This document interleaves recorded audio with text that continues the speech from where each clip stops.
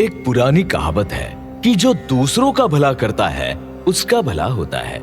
अश्वत्थामा ने अब तक दूसरों का ही भला सोचा, अब उसका कितना भला हुआ यह कहना मुश्किल है। वो अश्वत्थामा ही तो था जिसने महात्मा विदुर को पांडवों के षड्यंत्र का शिकार होने की खबर दी थी। वही था जिसने कर्ण की जाति पूछने जाने का विरोध किया और दुर्योधन के बारे में सब कुछ जानते हुए भी दोस्ती का हाथ बढ़ाया। लेकिन उसे क्या मिला? सिर्फ परेशानी और निराशा।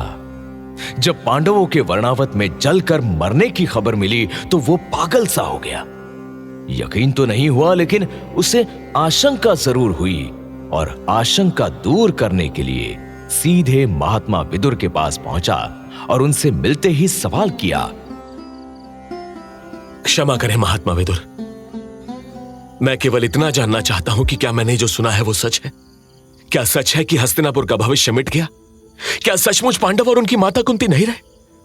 सत्य चाहे जो हो अश्वत्थ, किंतु वर्णावत के राजभवन में अग्नि से 7 व्यक्तियों की मृत्यु हुई है।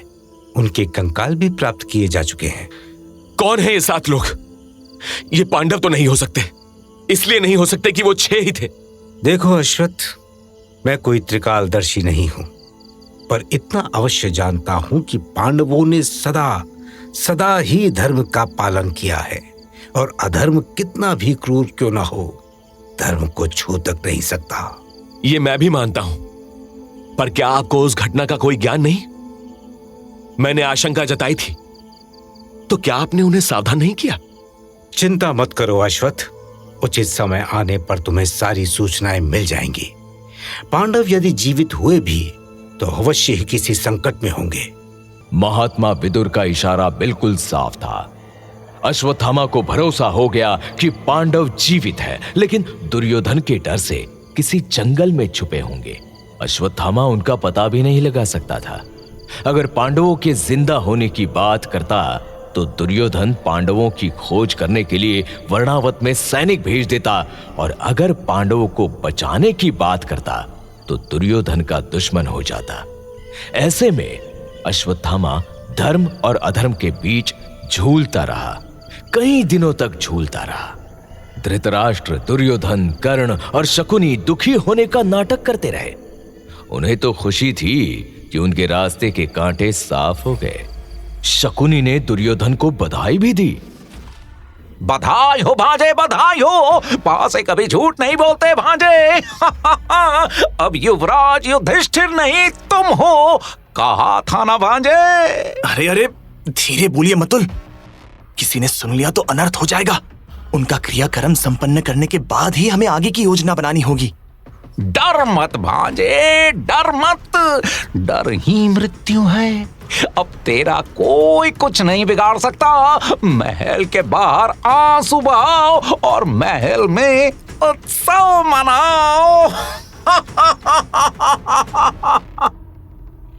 लेकिन सच तो ये था कि जिन्हें वो राख समझ रहे थे वो चिंगारी थे और जंगलों को पार करते हुए ठिकाने की तलाश कर रहे थे।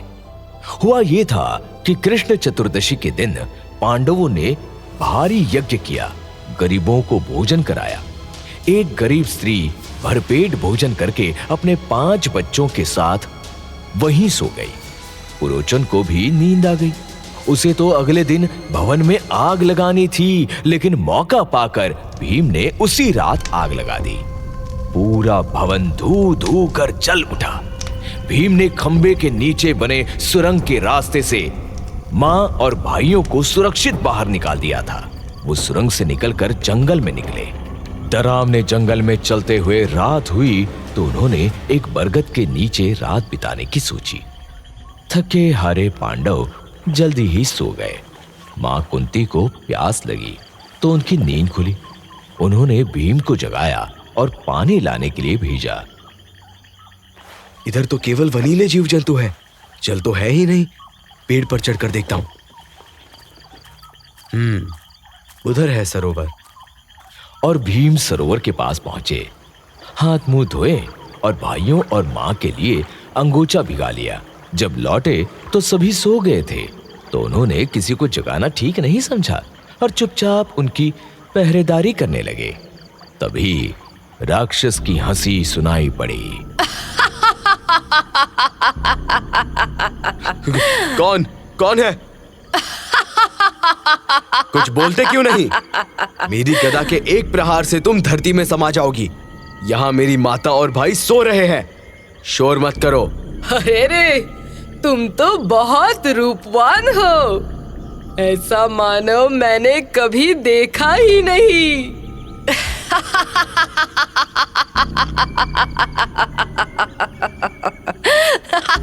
ओ, तो तुम मुझ पर दया दिखा रही हो? तुम हो कौन? मैं हिडिंबा हूँ और उधर मेरा भाई हिडिंब है। हम नरभक्षी है।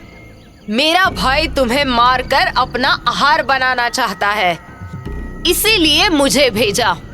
पर मैं तो तुम पर मोहित हूँ, नहीं मारूंगी तुझे। तुम मुझसे विवाह करोगे? तुम बहुत सुंदर हो, राक्षसी कैसे हो सकती हो? ये सब अभी नहीं बताऊंगी। मेरा भाई हिडिंब आ गया तो तुम सबको मार कर खा जाएगा। उसका कोई भरोसा नहीं, मुझे भी मार डालेगा। देखो, कच्ची नींद में मैं मेरे माता और भाइयों को नहीं जगाऊंगा। पर तुम डरो नहीं, तुम्हारा भाई हमारा कुछ नहीं बिगाड़ पाएगा।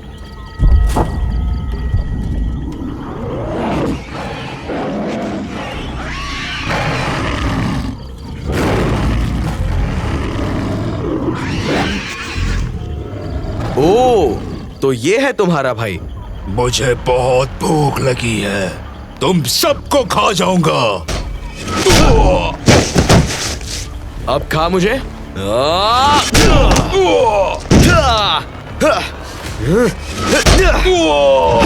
और भीम ने हिडिंब को इतना मारा कि वो गिर पड़ा। इसके बाद भी उसे नहीं छोड़ा, उसके पैर पकड़ के हवा में घुमाकर दूर फेंका। हिडिंब की जान चली गई। अब इतना कुछ हुआ तो भीम के भाइयों और माता की नींद खुल गई। हिडिंबा ने कुंती के पैर पकड़े और भीम से विवाह करने की विनती की। भीम का भी विवाह करने का मन हो गया, इसलिए मां ने आज्ञा दे दी और फिर भीम और हिडिंबा का गांधर्व विवाह संपन्न हुआ। दोनों कुछ दिनों तक साथ रहे और फिर छुपते छुपाते एक चक्र नगरी की ओर बढ़े। यहां से कहानी में एक नया मोड़ आया। अनजाने में ही पांडव अश्वत्थामा के पिता आचार्य द्रोण के दुश्मन द्रुपद से जा मिले। अब सवाल है कि क्या अश्वत्थामा को इसकी जानकारी मिली? मिली तो कैसे, और नहीं मिली तो क्यों? Rosepod Productions.